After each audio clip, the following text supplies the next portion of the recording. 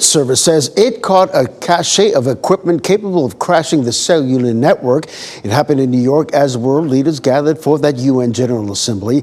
Agents found more than 100,000 SIM cards and 300 servers that could cripple cell towers, inhibit emergency responses, or be used for surveillance.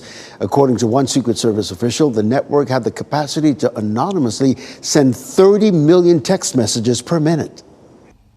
A series of swatting events against conservative pundits is now being linked to a Chinese SIM farm operation.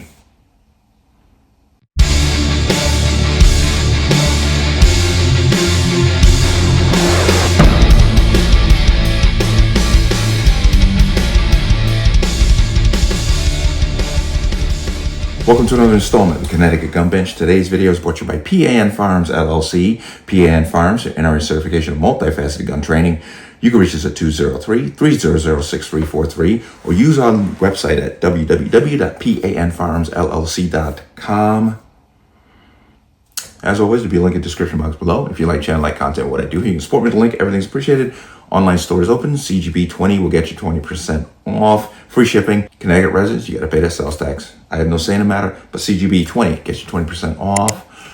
Let's talk about this. And I want to talk about this story because swatting, I've talked about in the past. We know what swatting is. This is when you make a false call about another person's residence, claiming that either the person there's been a shooting there, or some people are being held captive or kidnapped there, and the police respond en masse in a SWAT-style fashion, and it has led to people being killed. This goes even deeper. There is now a report being put out stating that certain members, conservative pundits mostly, are being swatted, but the swatting is being attached to and being traced back to a Chinese SIM farm factory. What is a SIM farm? It's basically a massive network of computers and SIM cards, like you use on a cell phone, that is capable of sending out millions of phone calls and text messages in a minute. Problem with these things is they're becoming a national security threat because they can literally overwhelm an entire telecommunications system, not allowing 911 calls to go through, hindering communications between Secret Service agents and so forth. And there have been a number of these farms that have been discovered in multiple locations across New York and Connecticut. As a matter of fact, Armonk, New York, Greenwich, Connecticut, Queens, New York, locations in New Jersey, and a bunch of other places, they've been finding these massive networks. They took one apart that was almost 200,000 SIM cards being used to send out communications in New Jersey. Then there was another one found right when the UN was supposed to meet. They found another SIM farm where there was 100,000 SIM cards being used in a network. And these were all found in apartment buildings that were being leased out. They were saying that this is not a small operation. This is a massive endeavor where obviously well-funded, because you don't do something like this on a basement budget. But now it gets even deeper as swatting calls are now being traced back to these SIM farms, which are now being allegedly tied to China. And some are saying that this is technically a declaration of war, as you have a foreign entity sending out false calls against conservative pundits and the police responding en masse in a SWAT-style fashion. Let me bring you into here to give you more details. Patriots targeted by hoax SWATs react to China's role in shocking SIM farm operations. Communist China's secret SIM farms in the United States are tied to a series of hoax SWAT raids that targeted numerous conservative political figures, according to an eye-opening report from Blaze News investigative journalists Steve Baker and Joseph Hannerman. These dangerous hoax raids have impacted high-ranking individuals, including a senior U.S. Secret Service official, members of Congress such as Marjorie Taylor Greene, and conservative political commentators like Tim Pool. Author and freelance columnist Larry Alex Taunton was among the many individuals targeted in these hoax SWAT raids. In March, Taunton captured surveillance footage of 3 officers, rifles drawn, attempting to enter his home while he was in bed. Quote, 19 men in body armor arrived at my home under the cover of darkness and pointed automatic weapons at my house. But for my very alert German Shepherd, my wife and I might have been killed, and perhaps a police officer too. I was armed. Taunton told Blaze News, adding that people who saw the surveillance footage were horrified. Taunton expressed skepticism that the raid was connected to China, though he noted that the FBI had informed him the agency suspected it was directed by foreign agents.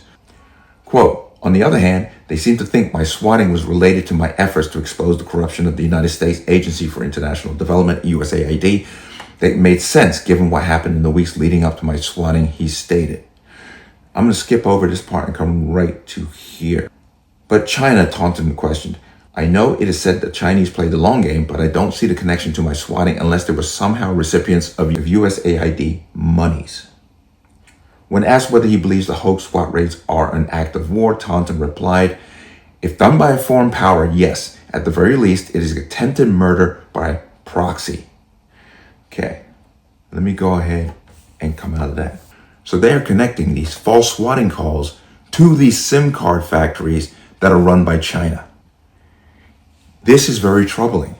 High-profile officials of a very specific nature, conservative in nature, are being targeted by these swatting calls. This is all alleged, but this is incredibly troubling.